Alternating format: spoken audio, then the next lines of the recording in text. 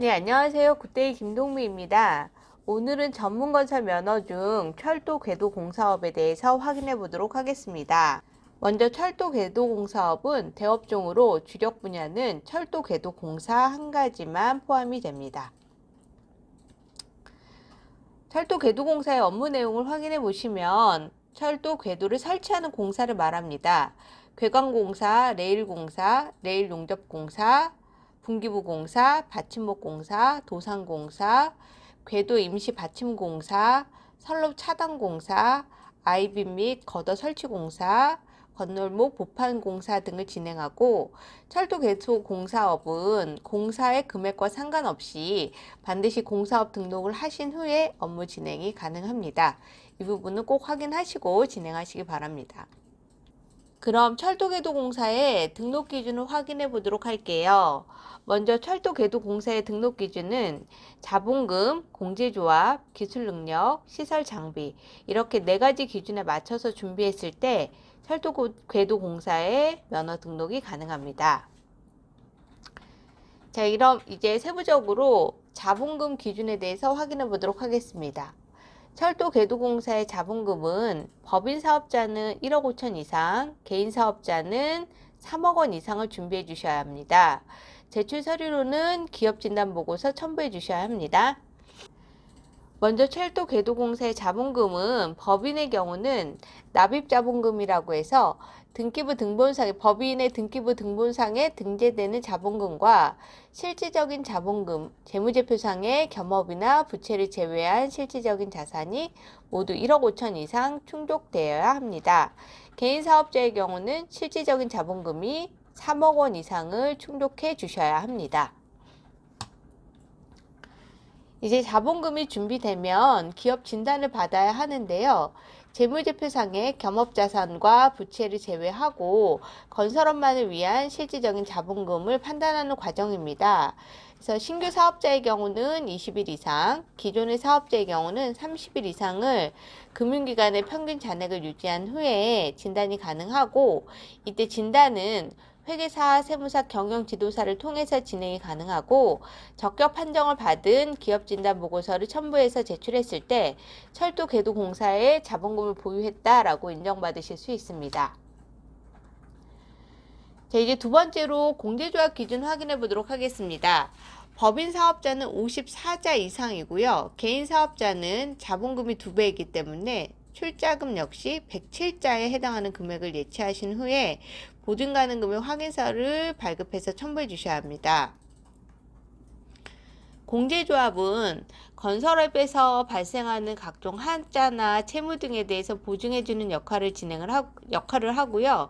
기존의 사업자의 경우는 전문건설 공제조합에서 진행하는 신용평가를 미리 받아서 신용평가 등급에 맞춰서 출자금을 예치해 주시면 되고, 신규 법인 사업자의 경우는 C등급에 해당하는 54자 약 5천만 원을 출자금으로 예치하신 후에 보증가능 금액 확인서를 발급해서 첨부해 주시면 됩니다. 공제조합 출자금은 면허 발급 후에도 예치금은 출금은 불가능합니다. 2년이 지나면 약 60%에 해당하는 금액을 대출받아서 사용은 가능합니다. 이 부분은 꼭 확인하시고 진행하시기 바랍니다. 세 번째로 철도궤도공사의 기술능력 기준 확인해 보도록 하겠습니다. 건설기술인은 5명 이상입니다. 제출 서류로는 4대 보험 가입자 명부, 자격증 사본 첨부해 주시면 됩니다. 세부적으로 기술 능력 확인해 보시면 가나다 세 항목에 맞는 기술 인력을 채용해 주셔야 합니다. 먼저 가 항목부터 확인하시면 국가기술자격법에 따른 토목기사, 철도 토목기사 또는 건설기술진흥법에 따른 토목 분야의 중급 이상의 건설기술인 중 2명 이상, 나 항목은 건설기술진흥법에 따른 기계 분야의 초급 이상의 건설기술인 1명 이상, 다 항목은 용접기능사, 특수용접기능사 1명을 포함한 국가기술자격법에 따른 관련 종목의 기술자격 취득자 2명 이상 해서 모두 총 5인 이상을 채용해 주셔야 하고요. 4대 보험은 반드시 필수로 가입해 주셔야 되고, 겸업이나 겸직은 불가능합니다.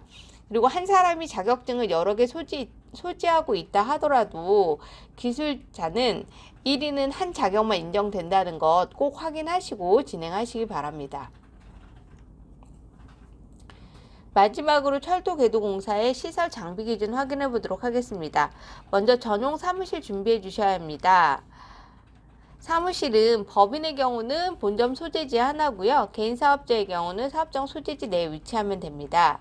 건축법상 근린생활시설이나 오피스가 적합하고 주거용이나 농업용은 불가능합니다.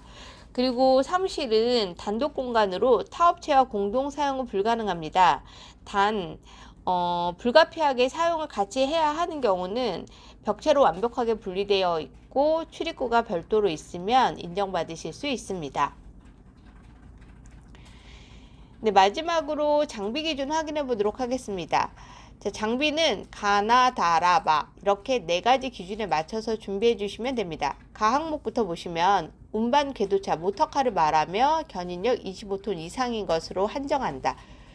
운반 궤도차 1대 이상, 트롤리 4대 이상, 타이템퍼 2대 이상, 레일을 연결하는 특수 용접 설비, 가스 압착 용접 1조 이상, 양로기 1대 이상.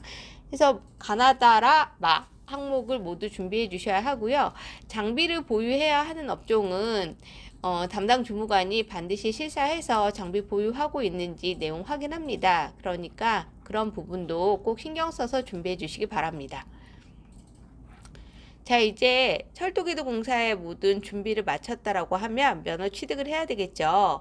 먼저 자본금 공제조합, 기술능력, 사무실 이렇게 모두 증빙 서류가 준비가 되면 사무실의 소재지가 위치한 시도 내 관할 관청에 공사업 등록 신청을 합니다.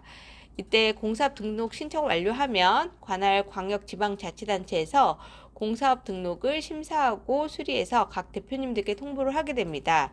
이때 통보를 받은 대표님은 방문하시기 전에 등록면허세와 국민주택 채권 매입 영수증 지참하고 가셔서 철도궤도공사의 공사업 등록증 및 등록 수첩을 수령하시면 철도궤도공사업의 면허 취득이 완료되었다라고 할 수 있습니다. 네, 여기까지 해서 철도궤도공사업에 대해서 말씀드렸고요. 진행하시면서 조금 더 궁금한 부분이나 어려운 부분이 있다라고 하면 언제든 아래 연락처로 연락 주시면 상담이 가능합니다. 네, 오늘 하루도 좋은 하루 보내세요. 감사합니다.